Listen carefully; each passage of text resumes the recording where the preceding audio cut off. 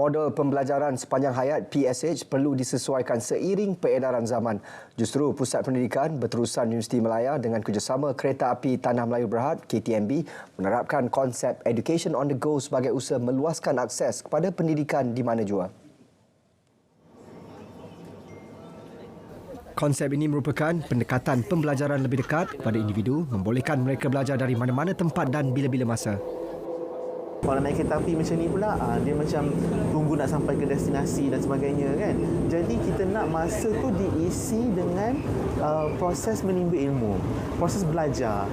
Jadi itulah maksud Education on the Go tu, kita nak supaya masyarakat Malaysia ni terus belajar di mana-mana sahaja walaupun dalam perjalanan ke mana-mana.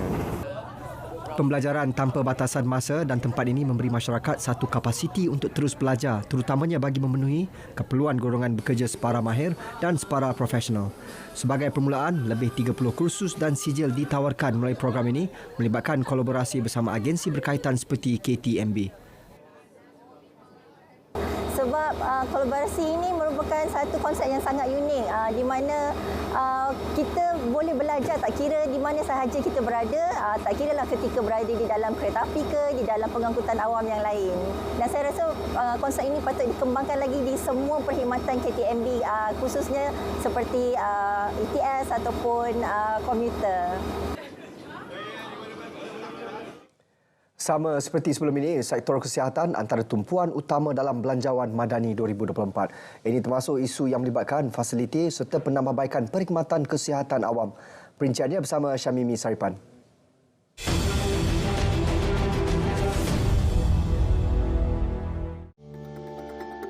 Penambahbaikan fasiliti di hospital dan klinik di samping memastikan jumlah petugas kesihatan yang mencukupi antara harapan rakyat. Mereka mahu perkhidmatan kesihatan terus dipertingkat sejajar dengan pertambahan penduduk dan kemunculan penyakit baharu. Itu bagus untuk tu sebab kadang sekarang ni untuk penyakit anytime datang kan, macam-macam jenis penyakit kita pun tak tahu lah, COVID lah apalah semua kan. At least bila orang kata penambahbaikan tu diberi perhatian 100%, memang bagus. Saya sokong itu. Kita tengok kadang-kadang bila waktu pagi dengan jumlah pesakit yang ramai, fasilitis yang ada tu macam tempat duduk semua tu tak mencukupi. Lagi satu mungkin klinik tu kekurangan doktor, jururawat mungkin kita dapat ramai tapi doktor agak-agak, sebab tu bila menyebabkan kita menunggu lama kan. Pendaftaran akak tengok okey berjalan lancar, untuk bila yang rawatan awal, pemeriksaan awal untuk jururawat okey, tapi bila menunggu doktor tu lama. Yang itu rasanya perlu diberi perhatian lah.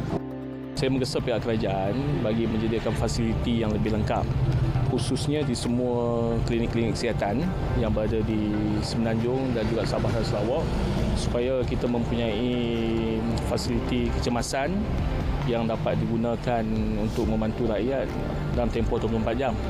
Kerana kalau boleh kita juga mahukan peningkatan penambahan fasiliti yang bersesuaian, terutamanya di klinik-klinik desa yang menjadi tumpuan masyarakat di luar bandar.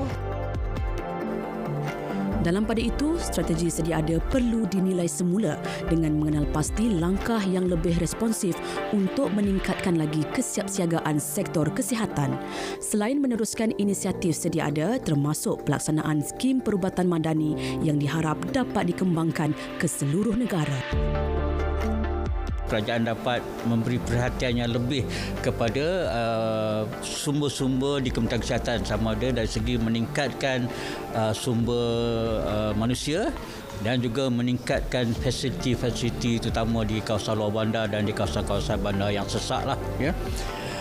Yang kedua, kita harap skim perubatan madani itu yang sangat bagus itu dikembangkan kalau boleh di seluruh negara, bukan di kawasan-kawasan tertentu saja.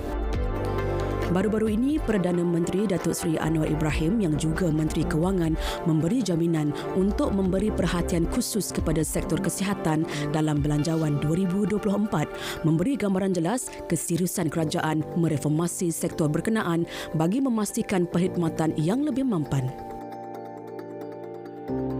Kementerian Kesihatan antara yang menerima pertambahan jumlah peruntukan dalam bajet 2023 iaitu sebanyak 36.1 bilion ringgit dan pastinya dalam belanjawan 2024 diharapkan pertambahan jumlah peruntukan dan pelbagai pelaksanaan pelan intervensi jangka panjang dan pendek dapat dilaksana bagi dinikmati oleh seluruh lapisan masyarakat di seluruh negara. Syamimi Sarifan, RTM. Pra-Kemuncak Bintang Klasik 2023 baru sahaja melabuhkan tirai sebentar tadi dan 5 finalis berjaya dipilih untuk mara ke Kemuncak. Khabarnya ada kejutan saat-saat akhir yang diumumkan. Jadi untuk perinciannya kita bersama Aisyah Yatim langsung dari Auditorium P. Ramlee Angkasa Puri, Kota Media. Aisyah. Ya, Sahih, terdapat kejutan di saat-saat akhir selepas keputusan 5 para finalis yang berjaya ke Kemuncak Bintang Klasik 2023. Dan antara finalis tersebut adalah Nadia Muhammad Rozi, Atika Muhammad Yusof, Kasmir Firdaus Azahan, Hisham Abdul Rahim dan Syarul Iqmal. Dan bersama saya, 2 sitara yang berjaya itu, salah satunya adalah Nadia. Okey, Nadia, tahniah telah berjaya mara ke peringkat akhir Bintang Klasik 2023. Bagaimana persembahannya tadi?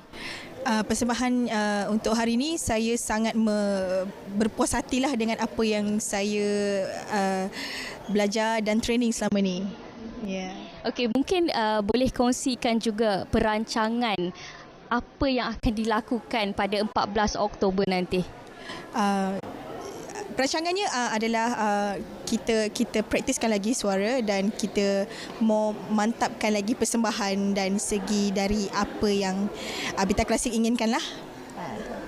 Baik, itu saja. Terima kasih. Tahniah sekali lagi. Okey, sekarang ini saya bawakan anda peserta ataupun sitara yang saat-saat akhir tadi diumumkan, iaitu sitara ke-6 iaitu Syarul. Ya, Syarul, tahniah. Sangka tak tadi sebenarnya? Macam rasa macam nak give up pun ada sebab fikir tadi yalah mungkin tak ada rezeki saya. Dan harinya malam ni rezeki saya. Hari ni rezeki saya. Okey, dah berjaya mara ke finalis, menjadi finalis Bintang Klasik 2023. Jadi apa perancangan seterusnya lah yang akan dilakukan pada malam 14 Oktober nanti? InsyaAllah, tengok je nanti macam mana sebab saya akan mula praktis daripada hari ni juga. Praktis sampai ke malam Kemuncak. Baiklah, terima kasih. Tahniah sekali lagi. Jangan lupa saksikan para finalis ini di Kemuncak Bintang Klasik 2023 yang akan bersiaran secara langsung pada 14 Oktober ini pukul 9 malam menerusi saluran TV2. Itu saja dari saya. Kita kembali semula ke studio. Silakan. Terima kasih, Aisyah. Lebih 40,000 pengunjung disasar memeriahkan pameran Satu Daerah Satu Industri SDSI Madani Peringkat Kebangsaan yang berlangsung di Pusat Dagangan Antarabangsa Melaka MITC Air Keroh. Pameran berlangsung selama 3 hari bermula semalam hingga esok. Perinciannya langsung bersama Nurul Ashikin Abdul Halim. Syikin, silakan.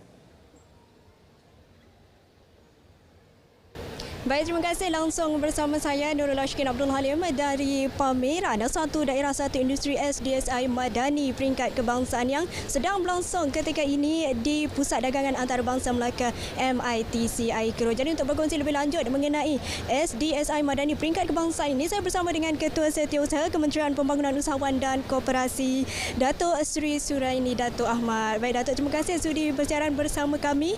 Mungkin Datuk Sri boleh kongsikan apa mengenai showcase Satu Daerah Satu Industri Madani Peringkat Kebangsaan yang sedang berlangsung ketika ini. Showcase Satu Daerah Satu Industri ini ialah satu medium pemasaran produk dan perkhidmatan untuk produk-produk usahawan Satu Daerah Satu Industri SDSI. So di sinilah kita akan membawa produk-produk SDSI untuk dipasarkan dan supaya ramai akan melihat apakah produk-produk yang ada yang dibuat oleh industri di desa yang terkenal dari setiap negeri. So semua negeri-negeri di Malaysia hari ini berada di Melaka untuk mempamerkan produk-produk SDSI. Di sini juga ialah di mana produk-produk ini dibawa oleh desa-desa ni, satu desa satu industri, satu produk satu industri ni, yang mana mereka di sini dapat membuat networking. Di sinilah mereka akan berjumpa dengan ejen, dengan stokis, dengan pengedar, pembeli, pengusaha-pengusaha yang akan membeli produk-produk mereka. So di sinilah di mana mereka akan bertemu untuk memasarkan produk masing-masing. SDSI ni dah lama ada kat Malaysia, sejak tahun 1992 lagi. So dah lama kita tak buat kerana PKP dahulu. So tahun ini kita beri nafas baru kepada SDSI dan kita bawa showcase ini ke Melaka. Baik Datuk Seri, saya difahamkan showcase ini berlangsung sejak semalam dan akan berakhir esok. Jadi sepanjang 3 hari penganjuran ini, apa aktiviti tarikan yang menanti pengunjung di showcase SDSI Madani Peringkat Kebangsaan ini? Kita kan alang-alang kita bawa SDSI ke Melaka ni, kita buat pelbagai aktiviti.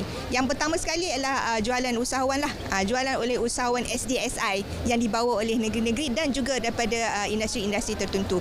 So banyaklah jualan yang kita buat di sini. Yang kedua, kita juga ada program padanan perniagaan. Yang ini sangat penting.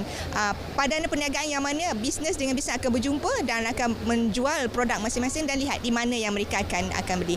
Kemudian kita juga ada akses kepada peluang pembiayaan atau namanya biaya.